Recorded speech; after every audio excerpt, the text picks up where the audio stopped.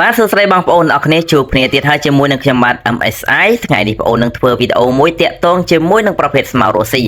ស្មៅរស់ស៊ីគឺជាប្រភេទពូជស្មៅមួយដែលយើងដាំជាគ្រាប់ឬក៏យើងសាបជាគ្រាប់ហើយជាប្រភេទស្មៅមួយយ៉ាងដែលទន់ធន់ជាមួយនឹងអាកាសធាតុក៏ដូចជាមានអាយុវែងស្មៅរស់ស៊ីគឺជាប្រភេទស្មៅដែលសត្វចូលចិត្តស៊ីជាទីបំផុតដោយសារមានសភាពទន់ហើយយើងក៏អាចធ្វើការប្រឡែងឲ្យសត្វដើរស៊ីបានយ៉ាងសេរីមិនដូចជាស្មៅផ្សេងៗទេសម្រាប់បងប្អូនអរគ្នាដែលត្រូវការនៅប្រភេទស្មៅដែលទន់ធន់ជាមួយនឹងអាកាសធាតុជាពិសេសគឺយើងអាចច្រូតក៏ដូចជាយើងអាចប្រឡែងសត្វឲ្យដើរស៊ីដោយសេរីបានបងប្អូនអរគ្នាកុំភ្លេចដាំជាមួយនឹងប្រភេទស្មៅរស់ស៊ីនេះសម្រាប់ព័ត៌មានលម្អិតសូមធ្វើការទំនាក់ទំនងមកកាន់ខ្ញុំបាទតាមរយៈលេខទូរស័ព្ទ2ខ្សែ